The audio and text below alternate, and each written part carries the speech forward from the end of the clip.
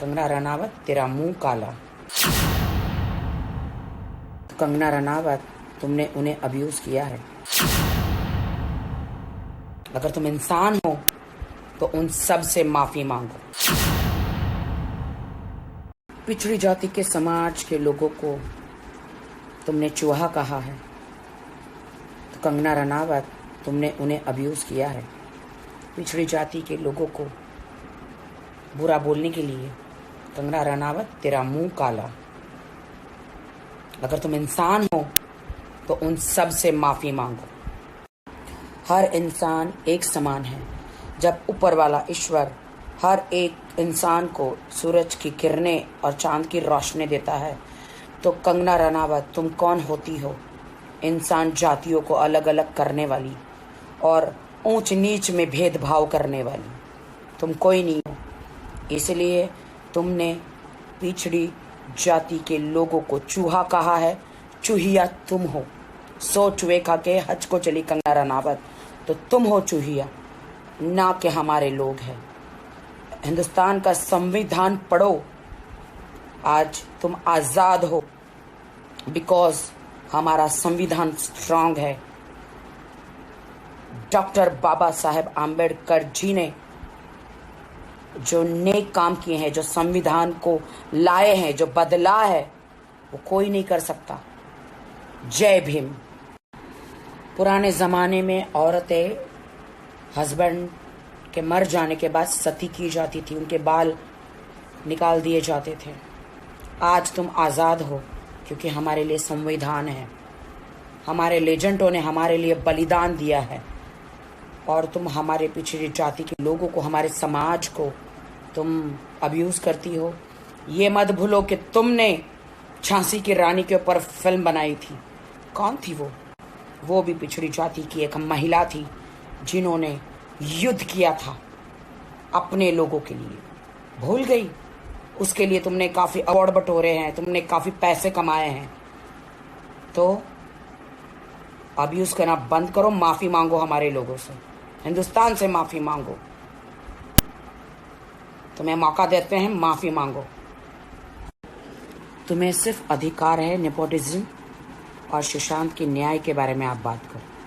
हिंदुस्तान के संविधान के बारे में, हिंदुस्तान के लोगों के बारे में, हिंदुस्तान के लेजेंडों के बारे में जब तुम्हें पता नहीं है तो उसके बारे में बात मत करो तुम, ठीक है? तुम आरक्षण को ख़त्म करना चाहती हो, तुम संविधान को बदलना चाहती हो। तुम जैसे लोगों का मुंह काला हो और हम जैसे लोग ये नहीं होने देंगे। हम देश के साथ हैं। कंगना, सावित्रीबाई फुले जी को आप जानती हो कि नहीं मुझे नहीं पता, बट इस देश में सबसे पहले जो महिलाओं के लिए स्कूल है उन्होंने खोला था। तो आज तुम पढ़ लिख कर इतना चबड़ करती हो तो तुम्हें उन्हें धन्यवाद देना चाहिए, उनकी आरती उतारनी चाहिए, उनको पूजा करनी चाहिए। क्योंकि पिछले ज़माने जो पहले हुआ करता था कि औरत विधवा हो जाती तो उन्हें कोने में बिठा दिया जाता था, उनका खाना पीना अलग हुआ करता था, उनके बाल मुंडवा दिए जाते थे, उनको सती कर दिया जाता था।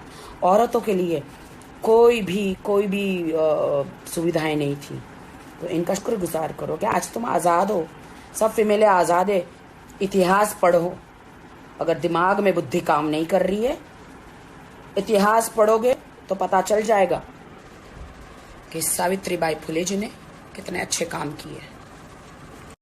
कंगना रनावत, संविधान पढ़ो। संविधान नहीं होता तो तुम्हें जौहर करना पड़ता, और अनफॉर्चुनेट अगर तुम विधवा हो जाती तो तुम्हें सती हो जाना पड़ता, एक कोने में बैठे रहना पड़ता, संसार से अलग कर दिया जाता और तुम दूसरी शादी भी नहीं कर सकती थी। इसीलिए संविधान पढ़ो, सोचे समझे बगैर मत बोलो। संविधान ना होता तो आपको सती कहलाना पड़ता।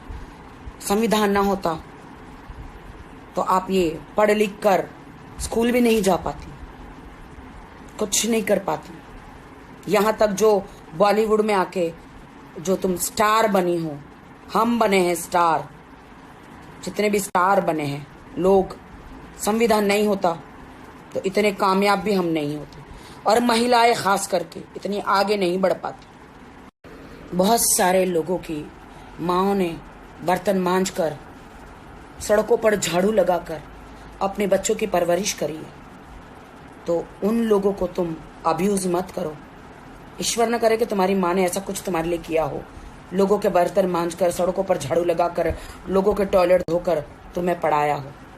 अगर तुम्हें अच्छी परवरिश मिली है तो वो संविधान को धन्यवाद कहो, ईश्वर को धन्यवाद कहो। तो दूसरों को, पिछड़ी जाति के समाज को तुम अब्यूज मत करो। झांसी की रानी में जो असली किरदार जो निभाया था झलकारी बाई, वो एक बहुजन समाज की बेटी थी जो अपने लोगों के लिए लड़ी थी। तो क्या ये आप भूल गई? तो आप सुशांत के लिए न्याय मांगो, उसके खूनी को तो हम भी ढूंढ रहे हैं। 4 फोटो मोदी जी के साथ क्लिक कराने से आप देश के प्रधानमंत्री नहीं बन जाएगी। तुम 4 फोटो तुमने क्लिक कराए, हम तो मोदी जी के पास उधर जाके हम उनको खुद मिलकर आए हैं। और मोदी जी से एक बार नहीं 2-3 बार हम मिले हैं, लेकिन हमने कभी नहीं सोचा कि हम देश को हाथ में ले लेंगे।